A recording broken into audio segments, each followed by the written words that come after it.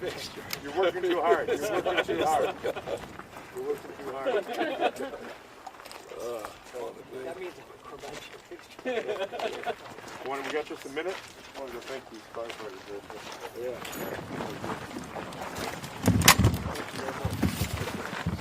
I can't thank you guys enough. God bless you. You're saving a lot of lives. You're putting a lot of damage. Appreciate it. Thank you. How you doing, buddy? Good, how are you? Good to see you. Good to see you. So you just get off? Still working. Still working. What kind of rotation? What's the shifts look like? Typically they're working on 16-hour shifts and rotating folks into the ICD. 16-hour shift? 8 hours. Generally, in this time, you eat food. How many days a week? They do on an assignment with the pipeline team. I typically do 14-day assignments and we get 2 off. Only 2 days off. 14 days with that 16-hour shift. Yeah, working you hard. You're not appreciated as much as you should be because you're doing really the heavy work. This is not easy. This is hard stuff you're doing, and we really appreciate you both coming in this and that. Thank you much. How long you guys been in this? How many years? 8 years? This is our first year. This your first. Okay. See any trend lines over the last decade? I'm sorry? Any trend lines over the last decade? Hotter and drier. Fire. You're saying this vegetation is successful, huh? Trees? Absolutely. It's starting earlier and going later. It's like Governor was saying, it's like 12-year season for you guys, 12-month season. And it goes all year round. You never get a break. Well, huh? Definitely longer. Yeah. We really appreciate you. You know, I think it's a special feel over there. Got to get hot about that stuff.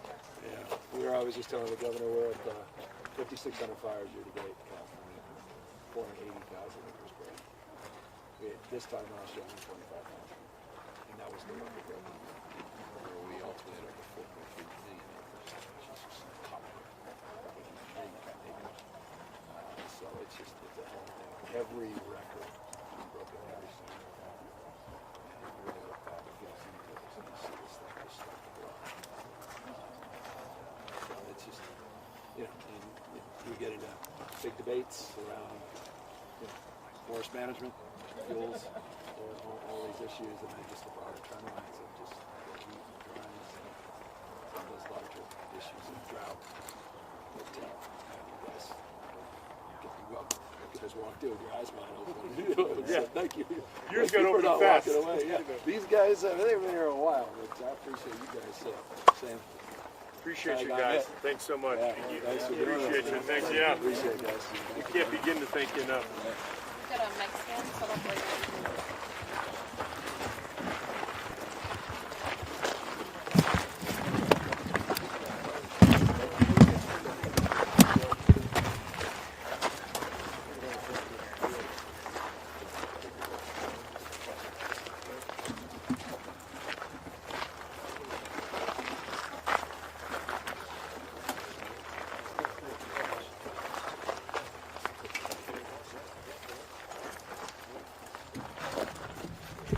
Whoops, I'm sorry. My apologies. You got it, Lucia?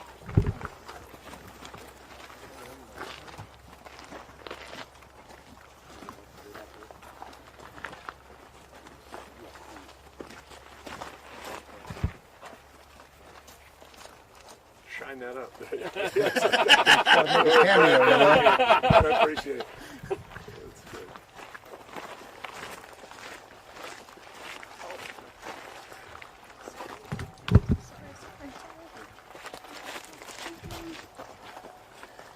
Thank you for your patience. All right, are we all good on mics and audio? Or the same thing I realize as I say it out loud? We'll start with Nevada DEM Chief Dave Fogerson, Fogerson, and then we'll hear from the governors. Good morning, everyone. Welcome to the Tamarack incident. Thank you for coming. My name is Dave Fogerson, I'm Nevada's Emergency Manager and Homeland Security Chief. I'd like to thank Governor Sisolak in Governor Newsom, along with my peer from California, Mark Garaducci, and the Cal Fire Chief, Chief Porter, for being here with us today. As everyone knows, this incident started in California and moved to Nevada. Both our states lost homes in this wildland urban interface fire. When we look at these destruction, these homes behind us, we got to remember what we lose when we lose a home. You're losing that chance to stand at your kitchen sink and look out that window and have that memory of something that you did when you were there before. You lose that memory of walking into a room and remembering a family gathering that occurred before. You lose that ability to do that, in addition to losing all your heirlooms and all your items that mean something to you. So we can't take the loss of structures lightly at all. We're also here to thank our firefighters, be it the Eastern Alpine Volunteer Fire Department, CAL FIRE, the Forest Service, Bureau of Land Management, East Fork Fire Protection District, and Nevada Division of Forestry, and all of our regional partners that came to help on this incident. We do have we have a burn injury of a firefighter. She's a friend of many of us, first and second degree minor burns. She's going to be back to work this week, and we're very fortunate for that to occur, that she's coming back to work without much damage. We're fortunate we didn't lose any civilians. We're fortunate we didn't seriously injure any firefighters. We also have to thank our law enforcement that helped us close the roads and conduct evacuations, the largest evacuation in Nevada for this incident. We have to thank our emergency managers of both Alpine, Douglas, and Lyon County that opened up shelters. Nevada sheltered over 660 people for a long period of time, the first time the state has ever had to do that, and it's all because of our partnerships with our CERT teams, American Red Cross, and the Washoe Tribe. All those people work together. And now as we start looking at recovery, we got to think about our linemen that are working for the NV Energy and Liberty Energy to get us power back in these communities. And we got to think about our future, because for those that much is given, much is expected. And we have to take this opportunity to make sure we don't have any flooding issues, debris flow, or any of those items as we rebuild Nevada in a more resilient nature. So I appreciate you all coming today, and I'd like to turn over to Governor Steve Sisolak in Nevada. Thanks, Chief. Thanks, Chief. Thank you for joining us here today, and it's a privilege to have Governor Newsom come on over and join me with this press situation today. Before I get into any comments, I want you to all take a picture of the men and women standing over there and the ones standing here.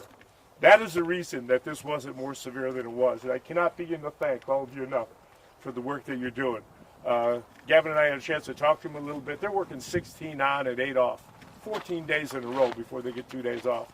That's the dedication that they have and the sacrifice that they're making to keep us safe. And while we did have a lot of property damage and 15,000 acres on our side of the border and almost 70,000 on the California side, we didn't lose any life, which is extremely important to us, and they fought valiantly to make sure that that happened. But this just shows you the damage that fires can cause, our wildfires. It's just unbelievable. And when you think about the season is starting earlier, it's going longer than it was in the past.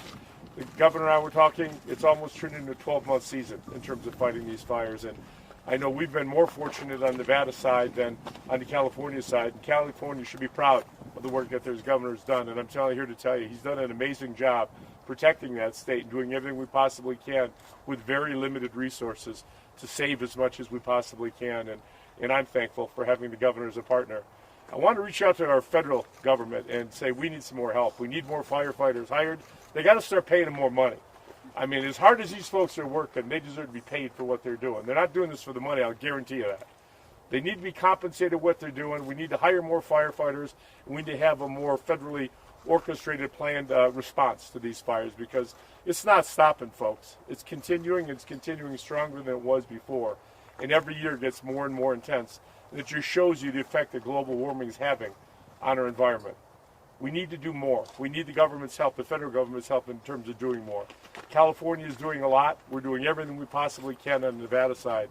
But thanks to the men and women that have done so much. You look behind me here and you see this twisted steel. I mean, that takes a lot of heat to twist that steel. You've got a house right behind where you folks are standing that went right to the ground. I mean, all that's left is rubble. There's nothing left standing. We need help. We need help on the federal side. We need more people coming in. We need more resources. We need more air support. We need more people more boots on the ground in order to make this a more fair fight in terms of fighting these fires. So thank you for being here and helping us to raise awareness of this season, of the fire season, and the damage that it's done. And with that, I'm honored to turn it over to my friend, the governor of the great state of California, Gavin Newsom. Appreciate it. Thank you, Governor. Thank you, Chief. And it's wonderful to be here with Chief Porter and to our OAS Director, Mark Ghilarducci. It's wonderful, more importantly, to be here with your governor, who's been an extraordinary partner for the state of California. Look, this brings us even further closer together. This fire initiated July 4th on the other side of the border in California. Initially, there was a sense that this thing would be under control. It started on federal property. The governor was commenting about the managed forest lands here in the state of Nevada being roughly 80% of all of the forest lands. California's about 57% of these fire starts. Just 3% of our forest property is under California jurisdiction. So it's all about mutual aid. It's all about partnerships. It's all about a boundaryless point of view in terms of addressing all hazards, including, by the way, earthquakes, which we experienced on the border a week or so ago. But I'm here in that spirit of partnership. I'm here in that spirit that I think unites all of us on the West Coast of the United States, governors of Republican and Democratic states. We have 13 states with 90 large-scale fires, about 1.4 million acres and growing, that have been burned. We're experiencing a mega drought in the entire West Coast of the United States that arguably is going back to the year 2000. The hots are getting a hell of a lot hotter. The dries are getting drier. And as a consequence, these young men and women in uniform have their work cut out to them. We have 7,600 firefighters battling fires in the state of California. I was telling the governor, already we've had 5,600 wildfires year to date. It's taken about 480,000 acres. Put that in perspective. Last year, record-breaking year in the state of California. Year to date, we're close to 4 times the acres burned year to date this year compared to the pace that was set last year. This is serious stuff. The cost of property, lives, those that survived but will never get back those memories, Chief, as you said. This is very consequential. And as a consequence, we need to disabuse ourselves that we can continue to do what we've done. And we've got to approach things very, very differently. California and Nevada have long-standing partnerships that are well established from a mutual aid perspective. Our interstate compact, which proven once again successful in this operation. The Tahoe Basin Agreement, once again proving successful and important in terms of this operation. But inevitably there'll be more of these over the course of many years. And so this notion of interdependence, this notion there's no leak on your side of our boat, is again the spirit that unites all of us. And in closing, the spirit that I think defines also our urgent call for more federal support. Because at the end of the day, U.S. Forest Service is understaffed and under-resourced. Has been for years and years and years. Governor Sisolak is absolutely right. You look at the federal pay for these men and women, it's deplorable. It's unacceptable. It's remarkable that these guys are willing to raise their hand. I was just saying that these 2 young men that decided to jump in this profession within the last year, their willingness to do that. You don't see that everywhere now. We're having a hard time retaining people, recruiting people into fire service. So it's incredibly important that we get more federal support. It's not an indictment, it's not finger pointing, and it's not novel, it's not new to the Biden administration or even the previous administration. We just have a framework that has to be thrown out because you can't look back a decade or two. The world is radically changing. This climate change is real. You may not believe in science, you got to believe your own damn eyes. Look around. Look what we're all experiencing.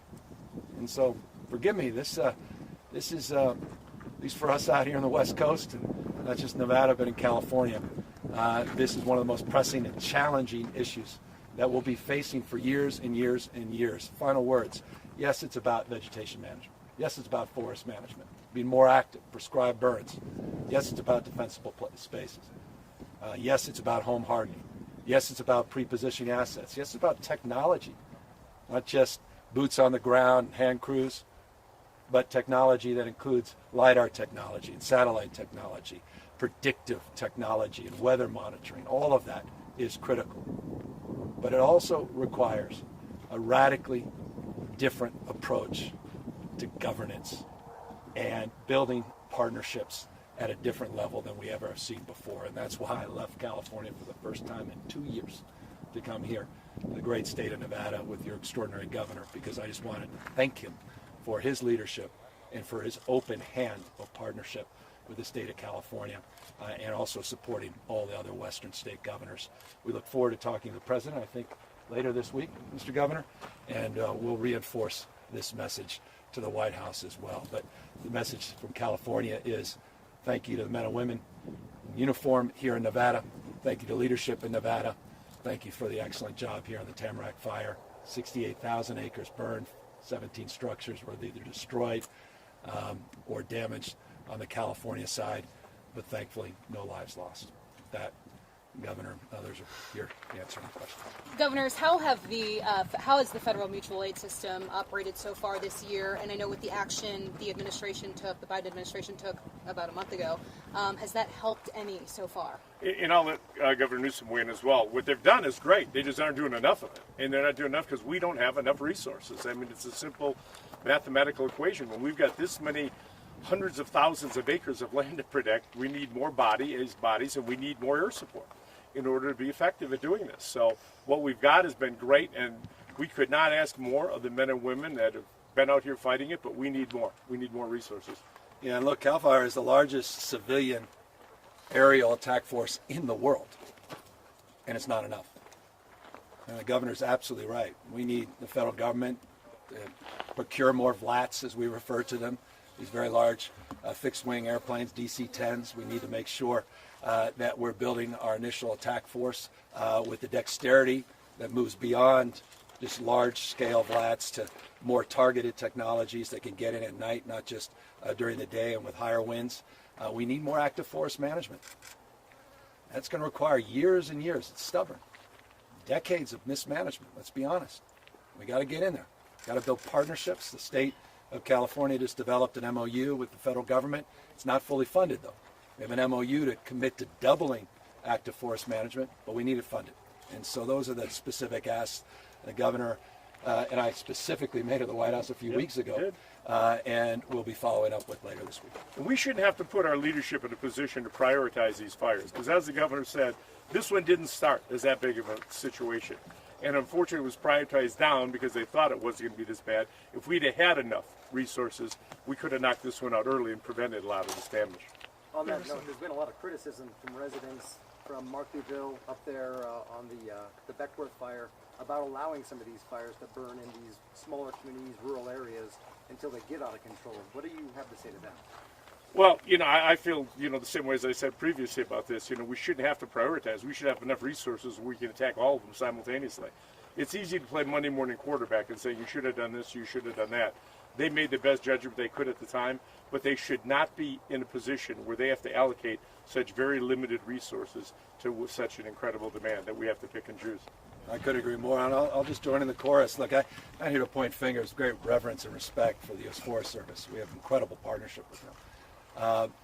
But one of the reasons I came here is to understand more about those concerns, which at the moment, based on what I understand, I share. And so we need to be a little bit more aggressive, and we've done that privately, but you can see the governor and I are leaning a little more publicly about just raising the bar of expectation with those partners on those early suppression strategies. You can't walk away, not with this climate, not with this drought, not with these heat index, not with these heat domes on the entire west coast of the U.S. World record-breaking temperature. In the state of California, not the Middle East, world record-breaking temperature, 130 damn degrees in Palm Springs a few weeks ago. You saw what happened up north in Oregon.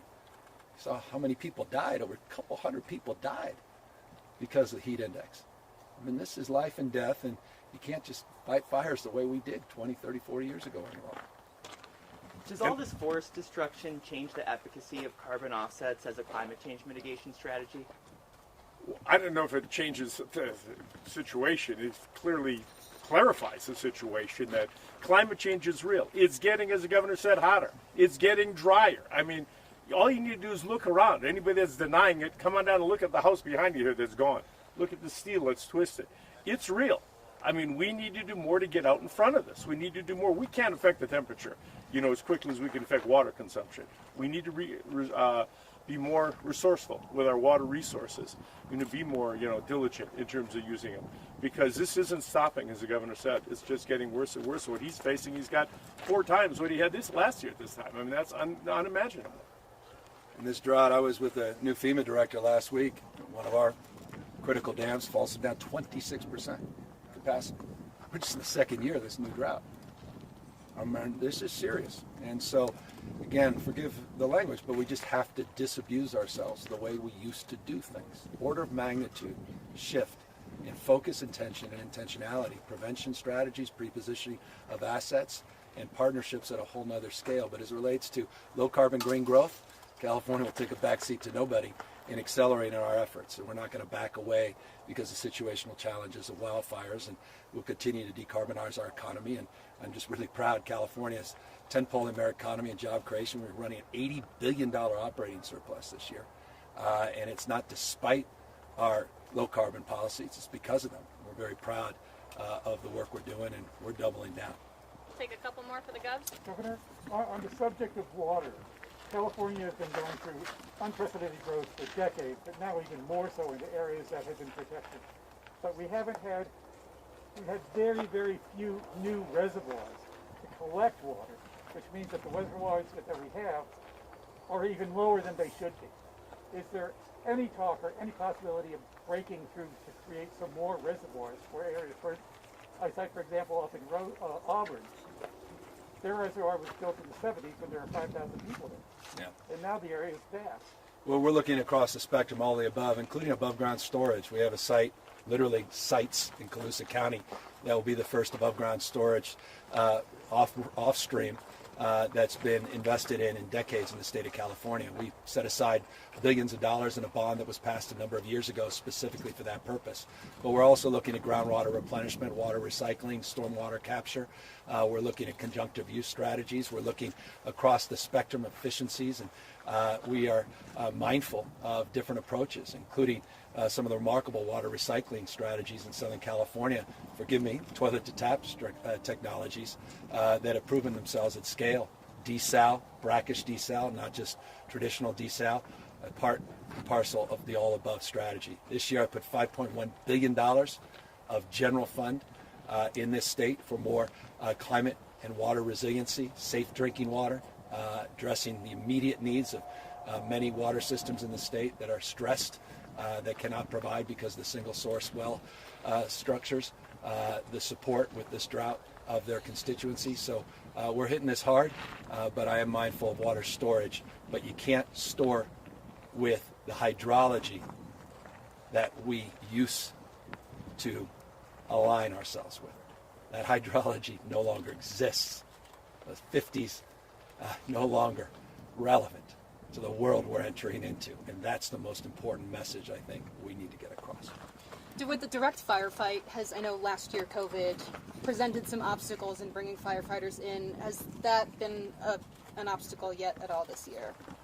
Well, COVID's been an obstacle to everything that we're doing in California and Nevada, across the country, but these men and women on both sides of us here aren't worrying right now about COVID. They're putting themselves on the line. They're going out front without regard, to their own personal health, and we thank them for that. And we offer testing. We offer any support we can possibly give them to protect them on the front lines.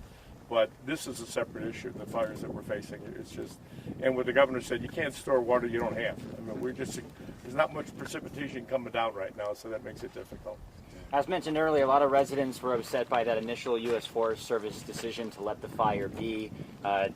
Congressman Tom McClintock asking questions of U.S. Forest Service, and then Assemblyman here in Nevada, Jim Wheeler, sending a letter to Attorney General Ford asking for an investigation into this fire's decision making. Do you think that this is appropriate? Do you think this is a proper use of state time to look into this? I'm looking forward. I'm not looking back. I know the Assemblyman sent a letter, that I've read the letter.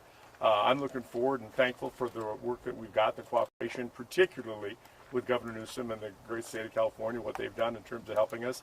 Can you question it? Absolutely. You can question anything. But the fact remains, These folks that are making these decisions should not have to prioritize A over B over C. They should have enough resources to tackle all of these fires simultaneously so we can nip them when they're smaller and they don't get bigger. That would solve our problem.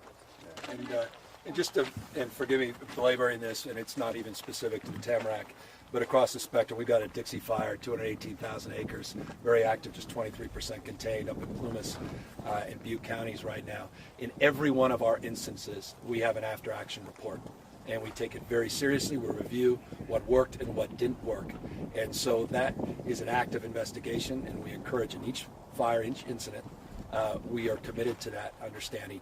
And as it relates to the concerns around the U.S. Forest Service, as it relates to the early decisions they made in this fire, you should expect nothing less as well. And folks, this is going to be the last question. Governor, about the Dixie Fire, this fire was sparked by lightning, but as you know, PG&E may have had something to do with the cause of the largest fire in the state right now, and it's not the first time in that area. You know, what do you have to say to residents who are frustrated? I take a back seat to none of those residents as well with the frustration. I'm sorry, once again, what's happened, particularly folks up in Butte. That's, of course, the area. Many of you may not know the county, but you may remember the city and what happened out there a few years ago in Paradise, California, and the devastation that was brought in that community. PG&E sparked a number of fires, led to their bankruptcy. The largest investor-owned utility in the United States of America had to file bankruptcy. That was my inaugural gift, Governor, coming in after I took the oath of office, was trying to address their bankruptcy. And that was for years and years of mismanagement, not doing enough on hardening and undergrounding their wires and addressing those concerns. So they made an announcement the other day, which was encouraging, 10,000 miles of undergrounding they're committing to. It's a $15 to $30 billion price tag, and it's going to take many, many years. The specific issue and incident as it relates to the Dixie is being investigated.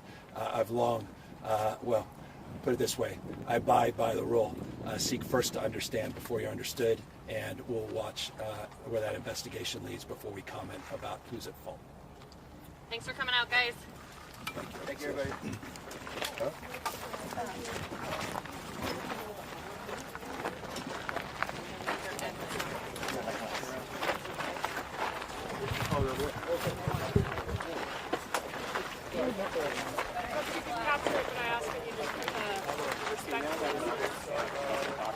Good to finally meet you in person. And thanks for getting my lights.